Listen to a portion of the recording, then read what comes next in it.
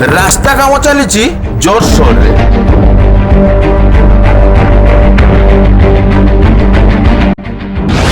ମାତ୍ର ତାପରେ ବି ରାସ୍ତାର ଅବସ୍ଥା ଶୋଚନୀୟ।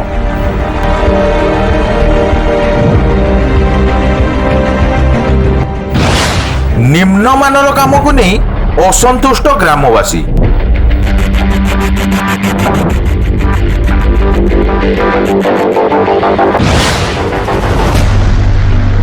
ତାପରେ ମଧ୍ୟ ଦେଖିବାକୁ ଆସୁନାହାନ୍ତି ଠିକାଦାର କିମ୍ବା କୌଣସି ସରକାରୀ ବାବୁ। ବଡ଼ସାହି ବ୍ଲକର ଭିମ୍ଦା ପଞ୍ଚାୟତରେ ଚାଲିଛି ରାସ୍ତା ନିର୍ମାଣ କାର୍ଯ୍ୟ, ଯାହା ଭିମ୍ଦାରୁ ଦୁର୍ଗା ଦେବୀ ମୁଖ୍ୟ ରାସ୍ତା। ମାତ୍ର ଅଳ୍ପ ବର୍ଷାରେ ଧୋଇ ଯାଉଛି ନବନିର୍ମିତ ରାସ୍ତା।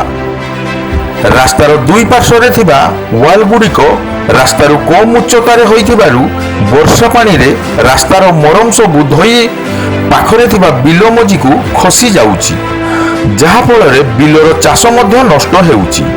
ସୂଚନା ଅନୁସାରେ ମରମ ଉପରେ କଂକ୍ରିଟ ଢଳେଇ ପଡ଼ି ରାସ୍ତା କାମ ଚାଲିଛି। ରାସ୍ତା କାମ ପାଇଁ ପାଣି ଟ୍ୟାଙ୍କ ଆସୁଛି, ମାତ୍ର କାମରେ ଲାଗୁନାହିଁ।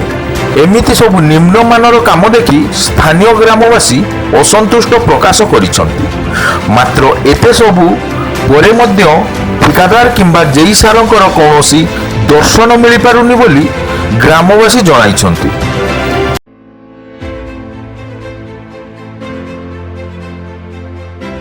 এই কামটা ঠিকাদার রমাকান্ত বিশাল নাঁর ଅଛି, କିନ୍ତୁ ସିଏ ଏଠିକି ଆସୁନାହାନ୍ତି ଆଉ ଜେଇ ବି ଆସୁନାହାନ୍ତି କାମ ଦେଖିବା ପାଇଁ। ତ ଯେଉଁ ଏଠି କାମ ଠିକ୍ ଭୁଲ ଭାଲ ଚାଲିଛି। ଟୋଟାଲ ମୁର୍ମୁ ଉପରେ କଂକ୍ରିଟ ଢଳି ଦିଆ ଚାଲିଛି। ପୁରୁଣା କାମ ଗୁଡ଼ା ଏଠି ସବୁ ଫାଟିଗଲାଣି, କେହି ଆସୁନାହାନ୍ତି। ମାସେ ନାହିଁ ପୁରୁଣା କାମ ଗୁଡ଼ା ଦବିକି ଫାଟିଗଲାଣି। ଗାଡ଼ି ମଟର ଚଳପ୍ରଚଳ ହେଇପାରୁନାହିଁ। Bhimada ବଡ଼ସାହିରୁ Ajit Kumar ମାହାନାଙ୍କ report, ଭଞ୍ଜଦୂତ news.